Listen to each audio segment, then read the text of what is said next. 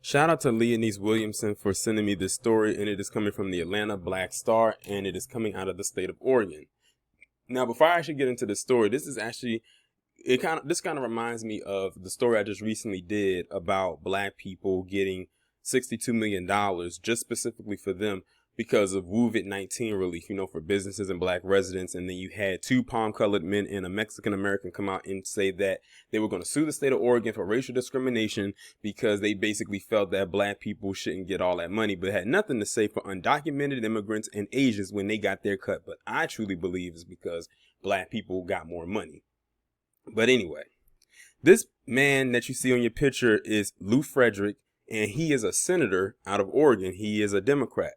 But he is actually proposing that black residents in the state of Oregon, which I found out make up 2%, which is a very small percentage. He proposes that each black resident there get a reparations that will kick off in 2022. So I'm sitting here saying to myself, that sounds good on paper, but how is this process going to work? Because anything can happen when it comes to that. Well, I actually read ahead a little bit, and his plan actually could work, and is actually one of the smarter ones that I didn't even think of when it comes to how this should be distributed. But he said that he feels that starting in 2022 or somewhere around that time, black people who live in the state of Oregon should get a $123,000 a year reparations package that's just specifically for that person. Now I'm gonna go ahead and read the article and wait till you hear how he feels this should go. And I actually think it's a very strategic plan that I think a few others didn't even think of.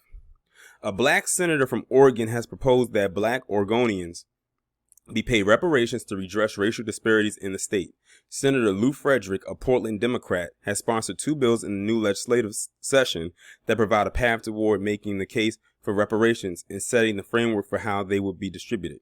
Senate Bill 618 really says there is a case to be made for reparations. That's what 618 does, he said. Senate Bill 619 says if there is a case to be made, how will that be done? The Department of Revenue shall establish a program to pay reparations to black Oregonians who can demonstrate heritage in slavery and who submit an application to the department no later than December 31st, 2022.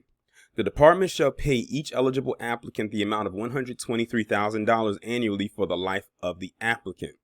An eligible individual must also have identified as African American on legal documents, meaning a driver's license, of course, job applications, tax forms, anything like that, for at least 10 years. So that means if this thing kicks off from 2022, or it starts off in 2022, then, well, this is the deadline, but let's just use 2022 as an example. That means for the last 10 years, that means since 2012, they have had to identify as African American on those documents.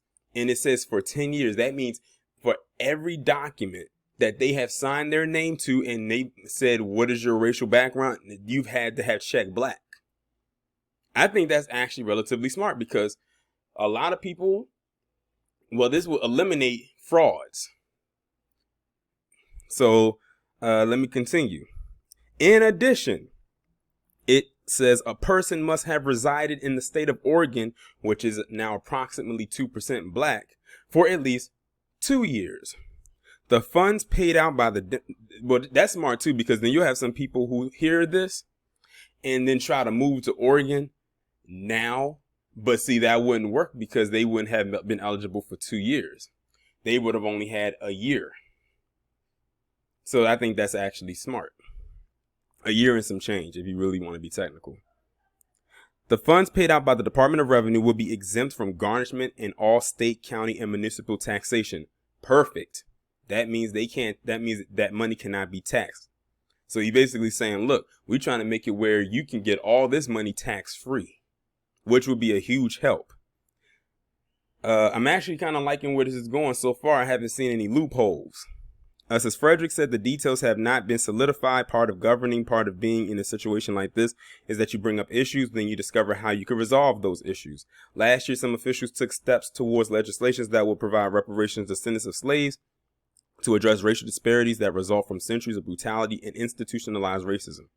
California lawmakers began setting up a task force to study reparations, and officials in cities like Asheville, North Carolina, and Providence, Rhode Island, have proposed measures to address years of injustice.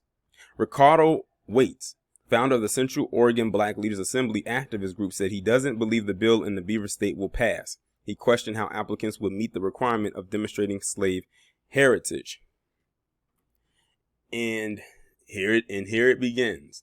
They said, how would they? Because what he actually, well, in some aspect, he has a point, because you know that you might have some undocumented immigrants there who may be African, and they could put black on documents for the last 10 years, but they're not from here, so they would not be descendants of slaves. So I kind of see where, you know, he's coming from with that aspect.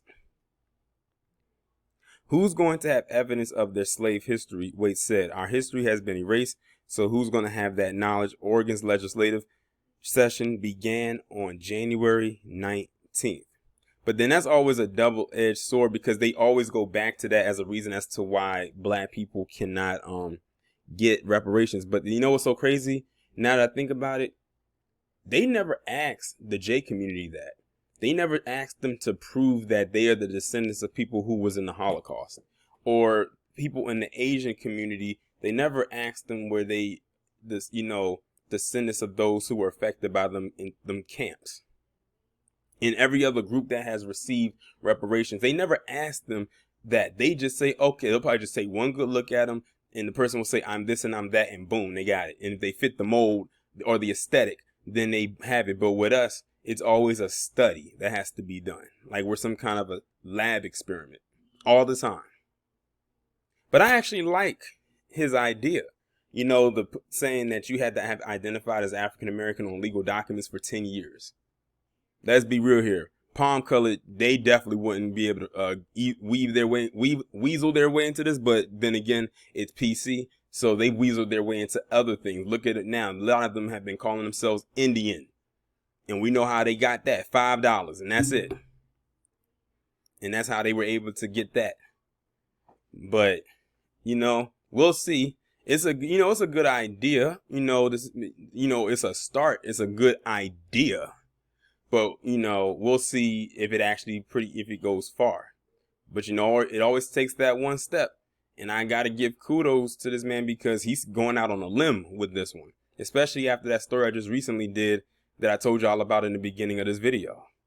So, and it doesn't surprise me that Oregon only has 2% black people in it, because Oregon, up until the 1930s, didn't even allow black people to live there. Yes, Oregon as a state did not allow black people to live in the state at all until the 1930s. When other states, while the black population may have been low, Oregon was one of the few or one of the last states to allow black people to live there. And people like to say that racism and stuff like that doesn't extend to the West Coast. Are you kidding me? But then you hear stuff like that. But y'all let me know what y'all think about this down in the comments. Do you think that this is a good plan? Do you think that this could actually work? And do you think that if it does work, do you think that this could start extending to maybe other states around the nation, even to the point where it could eventually go to a federal level? Because you got to start somewhere, but it is what it is. Y'all let me know what y'all think down in the comments. Like, share, subscribe. If you haven't done so already, please text the number pinned down in the comments below so you can receive notifications every time I upload a new video. And I will talk to you in the next one.